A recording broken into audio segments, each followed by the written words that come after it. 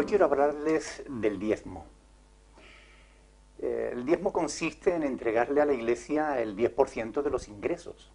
Y este es uno de los principales escollos que se encuentra mucha gente que quiere acercarse a la Iglesia cristiana. ¿Realmente hay que entregarle el 10% de los ingresos a la Iglesia? Bueno, esto es lo que muchas iglesias enseñan. Algunos me preguntan, bueno, ¿y ustedes por qué no exigen o por qué no cobran diezmos? La respuesta es muy sencilla. Nosotros no cobramos diezmos por integridad. Porque nosotros no somos la nación de Israel. El diezmo pertenece a la ley que Dios le dio a la nación de Israel. Y la iglesia de Jesucristo no es la nación de Israel. Aunque a veces desde los púlpitos se hacen paralelismos como pueblo de Dios, pero realmente una cosa es el pueblo de Israel y otra cosa es la iglesia. El pueblo de Israel está bajo la ley, la iglesia está bajo la gracia. El pueblo de Israel está sostenido sobre el Antiguo Testamento, la iglesia está sostenida sobre el Nuevo Testamento. Por tanto, ¿por qué pues entonces algunas iglesias exigen o cobran el 10% de los ingresos de las personas? Bueno, ellos se fundamentan fundamentalmente en la ley, ¿no? Valga la redundancia. Pero hay dos pasajes del Antiguo Testamento, del primer libro de la Biblia, del Génesis, que se utilizan como base y fundamento para decir que el diezmo es anterior a la ley y por tanto la iglesia está obligada a pagar diezmo. Uno de esos pasajes es Génesis capítulo 14, en el que vemos que Abraham da diezmos a Melquisedec. Claro que nosotros tenemos un dicho que reza así: un texto sin su contexto es un pretexto. Por consiguiente, nosotros para poder interpretar correctamente cualquier pasaje de las Escrituras tenemos que tener en cuenta ese contexto, el contexto que le rodea. Cuando uno estudia Génesis capítulo 14, uno se da cuenta de que Abraham no está dando diezmo de sus bienes. Abraham no da diezmo de su dinero. Abraham se mete en guerra con unos reyes que habían arrasado Sodoma y Gomorra, se habían llevado a su sobrino Lot, y Abraham, con 300 criados nacidos en su casa, va a rescatarlo, consigue derrotar a esos reyes y coge un gran botín. Y de ese botín de guerra, Abraham da diezmos a Melquisedec. La pregunta es, ¿tenemos ahora los cristianos que meternos en guerra con los vecinos para del botín que conquistemos dar el 10% a la iglesia? No tiene sentido. O sea, es absurdo pensarlo así. Antes de ese pasaje, nunca se dice que Abraham hubiera dado diezmos. Después de ese pasaje, nunca se vuelve a decir que Abraham haya vuelto a dar diezmos. Por tanto, es un pasaje único, ahí, que está solo, y que no puede servir como fundamento para una doctrina como la del diezmo. Después hay otro pasaje en Génesis 28, en el que se ve a Jacob haciendo una especie de negocio con Dios. Jacob le hace una propuesta a Dios. Si tú me bendices en el viaje, si me guardas, si me proteges, si me prosperas, de todo lo que tú me des yo te voy a dar el 10%. Volviendo otra vez a analizar el contexto de ese pasaje, nos damos cuenta de que poco menos que le estaba planteando un chantaje a Dios. Es decir, él proponía un diezmo condicional. Si tú me das, si tú me guardas, si tú me bendices. En ningún pasaje de las Escrituras se dice antes de ese que Jacob diezmara. En ningún pasaje de las Escrituras se dice después que Jacob diezmara. Ni siquiera se dice que cumpliera con su propuesta, ni que Dios aceptara ese chantaje. O sea, no es fundamento para sostener el diezmo, una doctrina como el diezmo en ese pasaje. Además de esos dos pasajes, ya solamente nos quedan los de la ley. Los pasajes en los que Dios instituye el diezmo como ley, pero solo para la nación de Israel. Santiago capítulo 2, verso 10, enseña que la ley es un bloque. de la que no podemos tomar lo que nos interesa y dejar el resto. Porque dice que si cumplieras toda la ley, pero ofendieres en un solo punto de la ley, te haces culpable de todos. Por tanto, o estás bajo la ley o estás bajo la gracia. Los que quieren justificarse por la ley de la gracia han caído, dice el apóstol Pablo. Por otro lado, si quieren exigir el diezmo, pues tendrían que tener en cuenta que otras leyes, como por ejemplo que coma marisco, pues está desobedeciendo a Dios y por consiguiente debe ser castigado. O que si uno de estos pastores que quieren, o de estos sacerdotes que quieren cobrar diezmos, pues si tienen un hijo que es rebelde y contumaz, la ley les obligaba a llevarlo a la plaza del pueblo ante los ancianos de la ciudad para que fuera apedreado hasta morir. Si quieren exigir el diezmo tendrían que cumplir también esos mandamientos. No tiene sentido. Son mandamientos para el pueblo de Israel, no para la ley, no para la iglesia de Cristo. Además de todo eso, el pasaje que más les gusta a ciertos pastores citar es Malaquía capítulo 3. Es un pasaje de las Escrituras en el que Dios pregunta: ¿robará el hombre a Dios? Pues vosotros me habéis robado.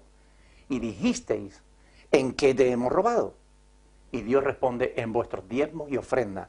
Malditos sois con maldición, porque vosotros, la nación toda, me habéis robado. Como se puede ver, está hablando de la nación. ¿De qué nación? De la nación de Israel. No habla de la iglesia. No habla de los discípulos de Cristo. Traed todos los diezmos al alfolí y haya alimento en mi casa. Es curioso que cuando estudiamos estos pasajes con detenimiento, nos damos cuenta de que el diezmo no consistía en dinero, sino en alimento. Concretamente, como enseña el libro de Deuteronomio y también el libro de Levítico, se trataba de dar el 10% de los frutos de la tierra y de los frutos del ganado. De manera que una persona que no tuviera tierras o que no tuviera ganado no tenía que diezmar.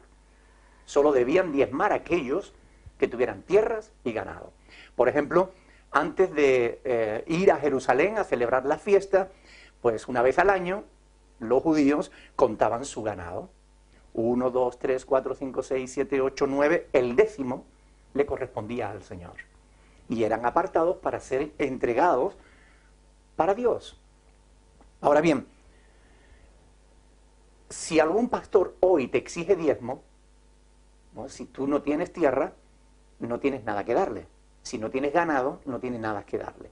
Si tienes tierra, llévale un camión de trigo y vuélcaselo en el púlpito. Porque esto es lo que Dios estaba demandando en Malaquía. Aquí se nos dice claramente que lo que Dios está demandando es que hubiera alimento en su casa. Porque del diezmo que entregaba al pueblo, vivían los huérfanos, las viudas y los levitas, es decir, los sacerdotes y escribas y levitas. Por consiguiente, Dios lo que se está cuidando es de que hubiera alimento en su casa, no dinero. Es más, Levítico 27 del 13 y también el versículo 30 dicen que si alguno de los judíos quería redimir uno de los animales que le pertenecían al Señor, uno de esos décimos, él tenía que dar el valor del animal más un 20%, más una quinta parte. Por consiguiente, no era dinero lo que Dios estaba demandando.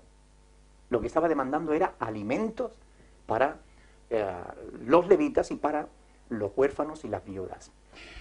Aparte de eso, vemos en la Biblia, con respecto a la ley, que había dos tipos de diezmos bien diferenciados. Uno se recogía una sola vez al año, y ese diezmo no era para guardarlo en el alfolí, que son almacenes donde se guardaba el grano y demás. No era solo para guardarlo en el alfolí, para los sacerdotes, las viudas y los huérfanos, sino que era para que todo el pueblo, en una gran fiesta, pudiera celebrar al Señor. Por tanto, el diezmo de cada año se comía en una fiesta todo el pueblo juntos. Cada 3 años, el diezmo del tercer año era el diezmo que servía para los huérfanos, las viudas y los sacerdotes. O sea que no todos los diezmos eran para los sacerdotes. Además, cosa curiosa, una vez cada 7 años no se recogían diezmos, porque recuerden que tampoco se cultivaba la tierra. Una vez cada 7 años no se cobraban diezmos. Y yo quiero preguntarte, ¿alguna vez tu pastor que te exige el diezmo te dijo, mira, este es tu 7º año en la iglesia, no te corresponde dar diezmo? Lo dudo. Ahora bien, una de las cuestiones más fundamentales es que en Deuteronomio 18:21 se dice claramente que solo los levitas podían cobrar diezmos. Solo los levitas. Tanto es así que hoy en día los judíos no cobran diezmos. Porque a partir de la Segunda Guerra Mundial los archivos se perdieron y no hay una conciencia clara de quiénes son los levitas.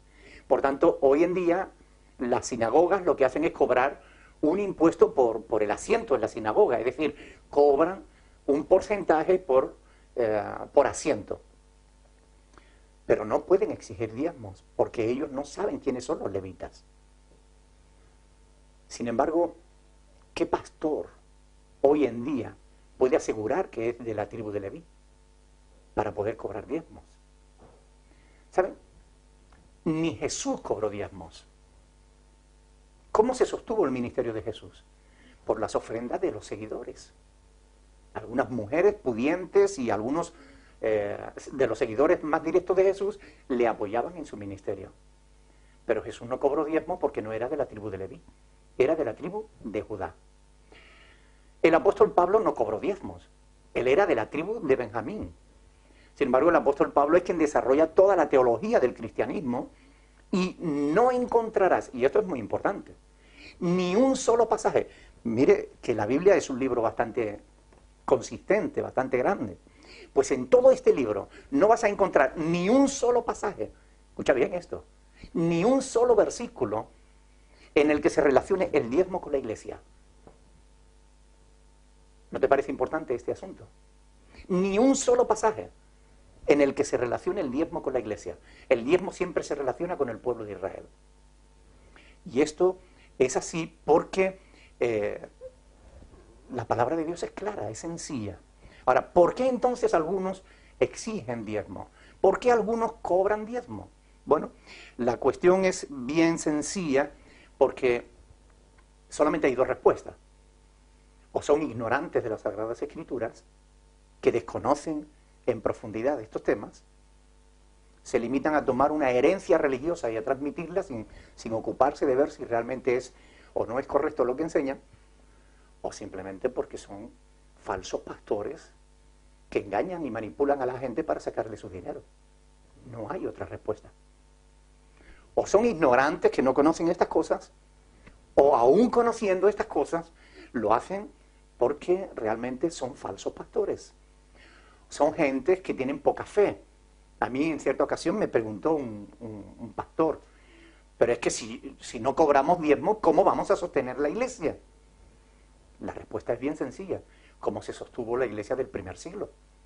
La iglesia del primer siglo se sostuvo, como el apóstol Pablo enseña en 1 Corintios capítulo 16. Cada primer día de la semana, cuando la iglesia se reúne para adorar a Dios, pues cada creyente pone aparte algo, según Dios le ha prosperado. No se dice el 10%, ni el 15%, ni el 5%, ni el 1%, ni el 2%. Según haya prosperado, pone aparte algo para la ofrenda de los santos. Y los santos no eran solamente los pastores, eran todos aquellos que tenían necesidad. Y concretamente en ese pasaje se hace referencia a los santos de Jerusalén que estaban pasando hambre. Así pues, este es un asunto muy importante. Hoy en día hay una gran manipulación con este asunto. Por eso he querido hacer este vídeo, para aclarar estas cuestiones. Hoy en día en muchas iglesias se habla de sembrar en el reino, de pactar con Dios. Entrégale dinero a Dios y Dios te va a dar más. Dale 100 euros a Dios y Dios te va a dar 1000. Bueno, cuando alguien te diga algo así, dile, dame tú los 1000 o 100 y espera los 1000 de Dios. Pero no te dejes manipular de esa manera. Pacta con Dios, pacta por un milagro. Mire, los milagros de Dios no se venden, ni se compran ni se venden. Si tú quieres la bendición de Dios, no tienes que diezmar, lo que tienes que hacer es entregar tu vida entera a Dios. Quiere decir esto ¿Que no hay que darle dinero a la iglesia? Hombre, no, no quiero decir eso.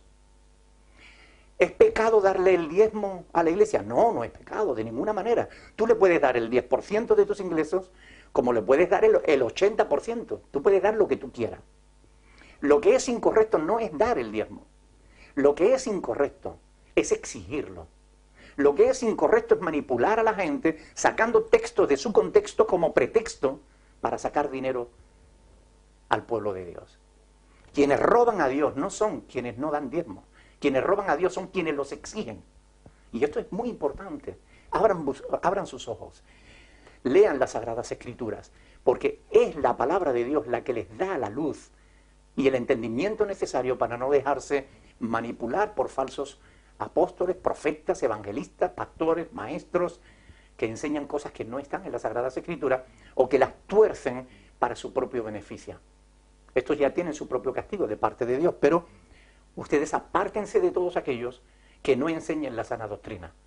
Busquen iglesias donde de verdad se predique la palabra de Dios. Este es el deseo de nuestro corazón. Ojalá que esto les haya ayudado. Dios les bendiga.